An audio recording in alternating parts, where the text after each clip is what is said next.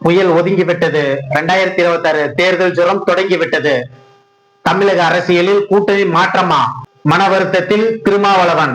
ஒதுங்கும் கம்யூனிஸ்டுகள், சிதறும் சிறுபான்மையினர் வாக்குகள் தக்க வைப்பாரா ஸ்டாலின்? கூட்டணி பேரத்தில் வெற்றி பெறுமா திமுக? கூட்டணியில் நீடிக்க காங்கிரஸ் விதித்த புது நிபந்தனை கரை சேருமா காங்கிரஸ்? பரபரப்பான தமிழக அரசியல் களம் என்ன நடக்கிறது? வாருங்கள் இந்த வீடியோவில் பார்க்கலாம். முதல் முறையாக நமது சேனலை பார்ப்பவராக இருந்தால் சப்ஸ்கிரைப் செய்து ஆதரவு அளியுங்கள். அன்பு தமிழ் நெஞ்சங்களுக்கு அன்பு வணக்கம். இன்னும் 5 மாதத்தில் தமிழகத்தில் சட்டமன்ற தேர்தல் நடைபெற இருக்கிறது. அரசியலில் பரபரப்புக்கு பஞ்சமில்லாமல் நகர தொடங்கிவிட்டது. சமீபத்தில் கட்சி தொடங்கிய நடிகர் விஜயின் தாவாக்க மிக முக்கிய காரணமாக இருந்து வருகிறது. திமுக கூட்டணியில் மிக கடுமையான விவாதங்கள் தொடங்கிவிட்டன. வருகின்ற சட்டமன்ற தேர்தலை வென்றெடுக்க ஆளுங்கட்சியான திமுகவும் பிரதான எதிர்கட்சியான அதிமுகவும் முயன்று வருகிறதை நாம் பார்த்து வருகிறோம். இதற்கு மத்தியில் தாவாக்க குறுக்குசால் ஓட்டிக் கொண்டிருக்கிறது.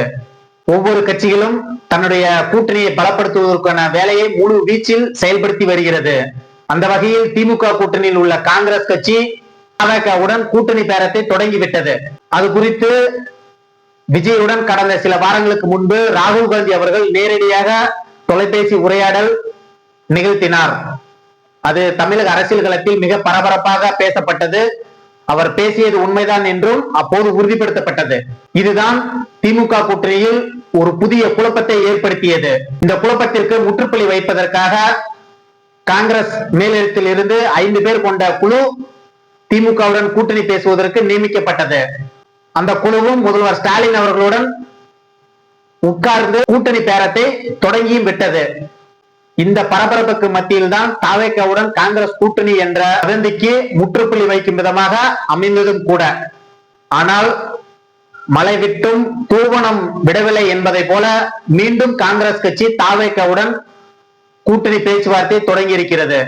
காங்கிரஸ் கட்சியின் முக்கிய பிரதிநிதியாக பிரவீன் சக்கரவர்த்தி அவர்கள் விஜயுடன் நேரடியாக கூட்டணி பேரத்தை தொடங்கியிருக்கிறார்.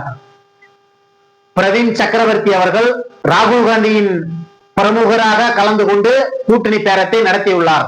இவர் ராகுல் காந்தியின் ஆலோசகரும் கூட. கடந்த தேர்தலின் போது ராகுல் காந்தி அவர்களுக்கு வியூக வகுப்பாளராகவும் ஆலோசகராகவும் செயல்பட்டார் என்பது நாடு அறியும். திரு பிரவீன் சக்கரவர்த்தி அவர்கள் விஜயுடன் 2 மணி நேரம் அவரது சென்னை பட்டினம்பாக்கம் வீட்டில் கூட்டணி குறித்து பேச்சுவார்த்தை நடத்தியுள்ளார். அப்போது அவர் விஜயிடம் தமிழகத்தில் கூட்டணி வைக்க வேண்டும் என்றால் புதுச்சேரி கேரளாவிற்கு சேர்த்துதான் கூட்டணி இருக்க வேண்டும். நீங்கள் அங்கு வந்து பிரச்சாரம் செய்வதற்கு உறுதி என்றால் கூட்டணிக்கு தயார் என்று ராகுல் காந்தியின் பிரதிநிதியாக உறுதியளித்திருக்கிறார் பிரவீன் சக்கரவர்த்தி அவர்கள் விஜயிடம். இதுதான் தமிழக அரசியலில் கூட்டணி மாற்றத்திற்கான முயற்சியா என்று கேள்வியும் பேசும் பொருளாக ஆகக்கூடிய நிகழ்வாக நடந்திருக்கிறது. காங்கிரஸ் கட்சியின் ஐவர் குழு முதல்வர் ஸ்டாலின் அவர்களை சந்தித்து புதுவிதமான நிபந்தனைகளை விதித்தும் இருக்கிறது. ஆட்சியில் பங்கு பெற வேண்டும், இல்லை என்றால் 5 ராஜ்யசபா சீட்டு தர வேண்டும் என்று காங்கிரஸ் கட்சியின் ஐவர் குழு முதல்வர் ஸ்டாலினுடன் கூட்டணி பேரத்தை தொடங்கி இருக்கிறது. நமது நாட்டில் பல்வேறு காலகட்டங்களில் காங்கிரஸ் அல்லாத ஆட்சிகள் நடந்தாலும் ராஜ்யசபாவில் காங்கிரஸ் கட்சிக்கு உண்டான பிரதிநிதித்துவம் தொடர்ந்து இருந்து வந்திருக்கிறது. அது 2014க்கு பிறகு பாரதிய ஜனதா கட்சியின் காங்கிரஸ் இல்லாத பாரதம் என்ற கொள்கையில் சின்ன பின்னமாகி வருகிறது. அதை ஈடுகட்டும் வகையில்தான் முதல்வர் ஸ்டாலின் அவர்களுடன் காங்கிரஸ் கட்சி புதுவிதமான கூட்டணி ஒப்பந்தத்தை தொடங்கி இருக்கிறது. பாஜக ஆட்சி அமைந்த பிறகு இந்தியாவில் பல மாநிலங்களே ஆட்சி இழந்து வருகிறது காங்கிரஸ் கட்சி. தற்போது கர்நாடகா, தெலுங்கானா, ஹிமாச்சல் பிரதேஷ் 3 மாநிலங்கள் மட்டும்தான் காங்கிரஸ் கட்சி ஆட்சி கட்டலில் இருந்து வருகிறது. அவர்களது ராஜ்யசபா பிரதிநிதித்துவம் 27 மட்டும்தான் இருக்கிறது. அதை ஈடுகட்டுவதற்காக தான் திமுகவை காங்கிரஸ் பயன்படுத்த போகிறது. தற்போது நடைபெற்ற மகாராஷ்டிரா, பீகார் தேர்தலில் கூட காங்கிரஸ் மண்ணை கவ்வியது நாம் கண்கூட பார்த்தோம். இதை தொடர்ந்துதான் ராஜ்யசபாவில் காங்கிரஸ் கட்சியின் பலத்தை உயர்த்துவதற்கு பல்வேறு வியூகங்களை காங்கிரஸ் மேலிடம் எடுத்து வருகிறது. தொடர்ந்து திமுக கூட்டணியில் காங்கிரஸ் அங்கம் வகித்து வந்தாலும் திமுக காங்கிரஸ்க்கு எந்த விதத்திலும் ஆட்சியில் பங்கு கொடுத்தது இல்லை. கடந்த 2006ஆம் ஆண்டு காங்கிரஸ் கட்சியின் 30க்கும் மேற்பட்ட எம்எல்ஏக்களின் பலத்துடன் ஆட்சி நடத்தினாலும் கூட காங்கிரஸ் கட்சிக்கு திமுக ஆட்சியில் பங்கு தரவில்லை. இப்போது சரி கட்டுவதற்கு காங்கிரஸ் முயன்று வருகிறது.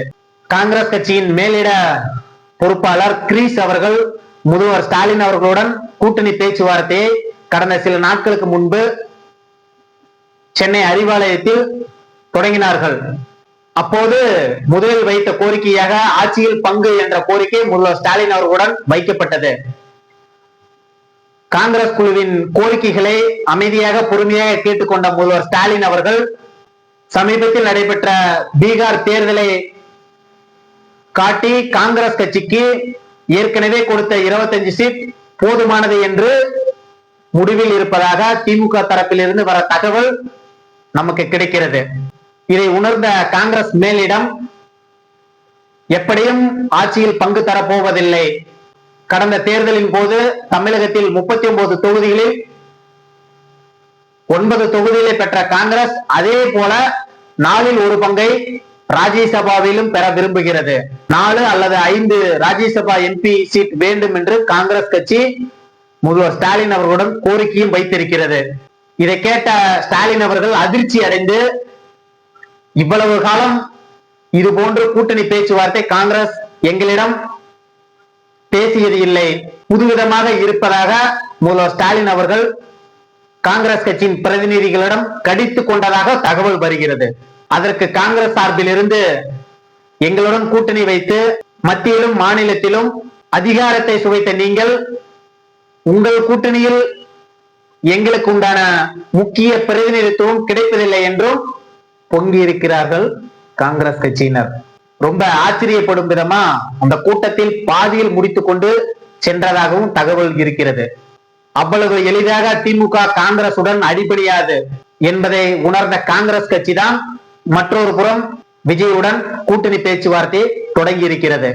திமுகவின் மூத்த உறுப்பினர்களிடம் காங்கிரஸ் மேலிடம் மாநிலத்தால் நியமிக்கப்படக்கூடிய அரசு வழக்கறிஞர்கள், உள்ளாட்சி பிரிவு, வாரிய தலைவர்கள், இதில் 4இல் 1 பங்கு காங்கிரஸ் கட்சிக்கு வேண்டும் என்ற ஒரு கோரிக்கையும் வைத்திருப்பதாக தகவல் வருகிறது.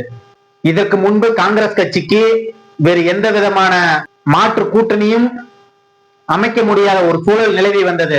தற்போது விஜயின் தாவேகா கட்சி உள்ளதை திமுக மேலிடமும் உணர்ந்துதான் இருக்கிறது. இந்த கோரிக்கைகளுக்கு உடன்பட்டால் மட்டுமே திமுகவுடன் காங்கிரஸ் கூட்டணி வைக்கும் என்று உறுதியாக நிற்பதாக தகவல் இருக்கிறது.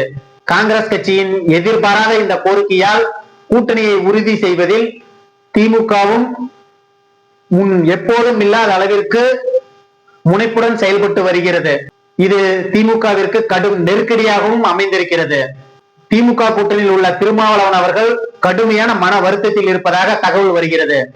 ஏனென்று சொன்னால், ஒரு முறை முதல்வர் ஸ்டாலின் அவர்களை மேடையில் வைத்துக் கொண்டே திமுக கூட்டணி வாங்கக்கூடிய 4 வாக்குகளில் 1 வாக்கு விசிகவின் வாக்கு என்று பேசியிருக்கிறார்.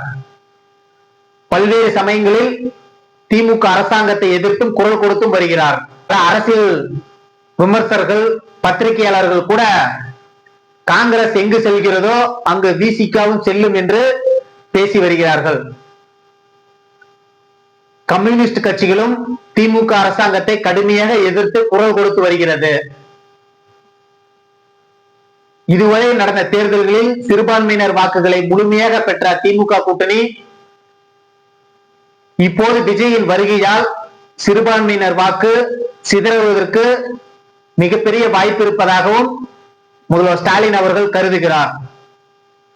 அதைத் தொடர்ந்துதான் கூட்டணி குறித்த நேரத்தில் முடிவு செய்து அவர்களுக்கு உண்டான உரிய தொகுதி பங்கீடை விரைவாக முடிக்க வேண்டும் என்று திமுகவின் மூத்த தலைவர்களுக்கு முதல்வர் ஸ்டாலின் அவர்கள் உத்தரவிட்டிருப்பதாக தகவல் வருகிறது. திமுகவின் கூட்டணி பிளவுதான் விஜயின் கூட்டணி ஆரம்பமாக இருக்கும் என்பதுதான் மக்களின் கருத்தாகவும் அரசியல் தலைவர்களின் எண்ணமாகவும் இருந்து வருகிறது. தமிழக அரசியலில் ஏற்பட்டு இருக்கக்கூடிய இந்த பரபரப்புக்கு விரைவில் ஒரு முற்றுப்புள்ளைக்கும் என்று எதிர்பார்க்கப்படுகிறது. நன்றி.